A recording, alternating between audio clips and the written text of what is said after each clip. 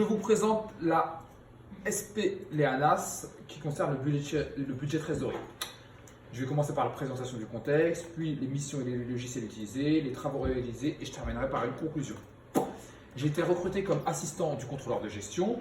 L'entreprise Leanas commercialise des abris de jardin. Elle connaît une forte croissance, mais elle a un problème chronique de trésorerie.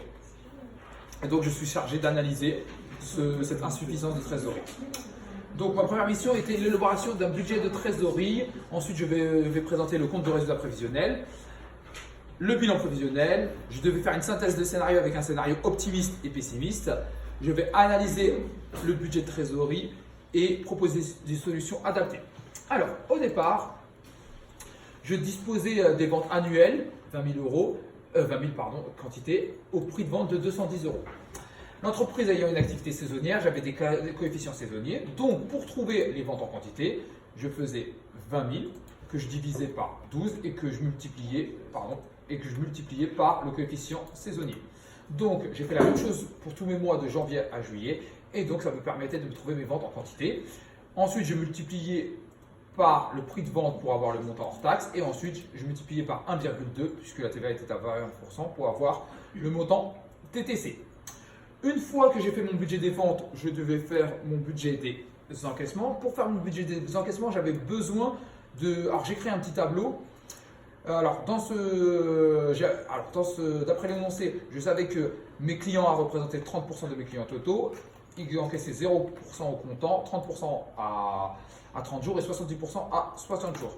J'en ai profité pour calculer certains pourcentages. Donc, par exemple, j'ai 30% de mes clients qui ne payent rien au comptant, puis 30% de mes clients qui ne payent toujours rien au comptant, puis j'ai 40% de mes clients, en l'occurrence les clients C, qui payent 20% au comptant. Donc au final, j'ai 8% de mes clients qui payent qui me payent au comptant. Je peux faire la même opération en dessous, 30 fois. Ça serait bien si ça, vous le faisiez avant, comme ça vous gagnez du temps. Après, si vous voulez le faire directement. Et donc, j'ai 41% de mes clients qui me payent à 30 jours. Ça me permettait de remplir mon budget des encaissements. Par exemple, en janvier, je sais que mon chiffre d'affaires TTC il est de 250 000 fois mes 8%. Et donc, en janvier, j'encaisse 20 160. Et je fais la même chose pour tous les mois. Donc, ensuite, j'ai fait après avoir fait mon budget des encaissements, je fais le budget des décaissements. Alors, l'énoncé me disait que mes achats étaient faits en 2 mois à l'avance, 1 mois ou 2 mois à l'avance, il faudrait qu'on revoie l'énoncé. Et donc, c'est par rapport à mon budget des ventes que je peux trouver mes achats des mois précédents. Donc, voici mes ventes respectives et je sais que le prix d'achat qu'on fait une marge de 35% sur le prix de vente, donc mon coût d'achat est de 136,50 €. Donc 1500 fois 136,50, ça me donne mon achat hors taxe. Je multiplie par 1,2 et j'obtiens mes ventes TTC. Une fois que j'ai fait mon budget des achats, j'ai fait mon budget des décaissements. Donc là, je reprenais toutes les charges décaissées. Donc, par exemple, dans le bilan, je sais que j'avais une dette à payer en janvier de 109 000 €. L'emprunt, j'avais mon annuité d'emprunt qui est à payer en mars, 12 700 €. Mon emprunt est ici. Donc ici, je sais que mon annuité de l'année N est de 12 700 €. Les salaires nets sont de 30 000 €. J'ai des charges salariales. Mon investissement réalisé en avril est payé la moitié au comptant, puis est payé par traite en mai, en juin et le reste les autres mois. Donc pour mon investissement, il est à 144 000 TTC, 60% au comptant et le reste sera payé par 4 traites de 14 400 €. Pour les acomptes sur IS, alors là, j'avais besoin, le premier acompte se calcule sur le bénéfice N-2. Donc j'ai pris mon bénéfice de N-2 égale ça. Mon IS est de 33 1/3, donc je divise par 3. Et l'acompte, il y a 4 acomptes, donc je divise par 4 et j'obtiens 14 000. Pour celui du mois de juin, je fais la même chose avec le résultat de N-1. 180 000 divisé par 3 divisé par 4, plus cette fois-ci le complément du premier acompte. Donc Sachant que ici je vais trouver 15 000 moins les 14 000. Et donc, mon deuxième acompte est de 16 000 euros. Pour les 2800 euros, ils étaient dans mon bilan. Donc, il est où mon bilan? Il est où? Ah, encore là-bas. Donc, mes 2800 euros, ils sont dans mon bilan. D'ailleurs, au départ, il faut aussi se servir du bilan. Au départ, j'ai oublié, mais on a le bilan et on a nos ventes. Ok. Une fois que j'ai fait mes décaissements, je fais. Oh mince, fallait déjà, avant mes décaissements, il fallait faire le tableau, le budget TVA. Donc, vous direz que vous l'avez fait avant. Donc, le budget TVA, c'est la TVA collectée moins la TVA déductible. Donc, une fois que j'ai fait mon budget des décaissements, il faut faire le budget de trésorerie. Donc, je prends ma trésorerie initiale. Ma trésorerie initiale, je l'ai dans mon document de synthèse au départ, dans mon bilan. J'ajoute mes encaissements et je soustrais mes décaissements et je trouve ma trésorerie finale. Je fais la même chose, je reporte ma trésorerie finale le mois suivant. Et donc, au final, au mois de juin, j'ai une trésorerie négative de 288 522 euros. J'ai fait mes documents de synthèse.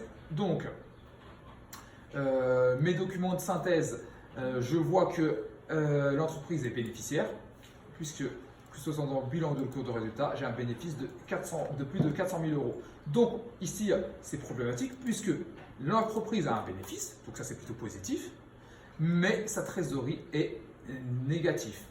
Pour confirmer mes dires, j'ai fait une synthèse de scénario. Alors, ma synthèse de scénario, elle est là. Donc, j'ai créé un scénario optimiste et pessimiste. D'ailleurs, ici, je vous invite à créer quoi? Des scénarios super optimistes. Vous rajoutez au moins un scénario supplémentaire, un scénario super optimiste où on augmente encore les ventes, genre 40 000 ventes. Et en fait, qu'est-ce qu'on s'aperçoit? Que le scénario optimiste, la trésorerie elle se dégrade, c'est normal. Plus les ventes elles diminuent et plus la trésorerie elle se dégrade. Par contre, ce qui est embêtant, c'est que même avec un scénario optimiste, voire même avec un scénario super optimiste, la trésorerie elle va elle va être encore négative. Qu'est-ce qu'on peut. Alors, on voit que le résultat il est bénéficiaire. Alors là, pareil. Là, ce qu'il faut faire, c'est bien séparer vos chiffres. Donc, vous allez dans format de cellule.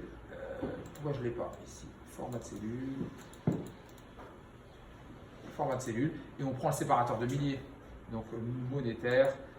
Et on prend le séparateur de milliers pour qu'on voit bien les chiffres. Donc, regardez, même avec un scénario optimiste, j'ai un bénéfice de 571 000 euros. Par contre, j'ai toujours une perte dans un déficit de trésorerie. Qu'est-ce que je peux en conclure à ce moment-là? Et c'est là où l'ASP, c'est le moment critique, enfin pas que le moment critique, mais je veux dire c'est là où vous devez bien conclure. Vous devez dire que l'entreprise, elle n'a pas de problème de rentabilité, mais elle a un problème structurel de trésorerie. Donc, face à ça, j'ai dû préconiser des solutions à mon supérieur. Donc, première solution, c'est réduire les délais pour les clients.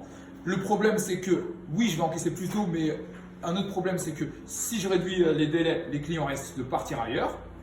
Parce qu'eux aussi, ils ont les mêmes problèmes que moi, des problèmes de trésorerie. Donc, voilà, je le propose, mais il faut faire attention. Renégocier les délais fournisseurs en essayant de payer un peu plus tard. Passer par une société d'affacturage. Alors, l'avantage de la société d'affacturage, c'est elle qui va gérer nos créances. Et donc, elle va nous payer, elle peut nous payer en avance, mais ensuite c'est elle qui va s'occuper de récupérer la trésorerie. L'inconvénient d'une société d'affacturage, c'est déjà son coût, puisque c'est assez coûteux. Mais bon, à la limite, c'est pas le plus important parce que l'entreprise n'a pas de problème de rentabilité.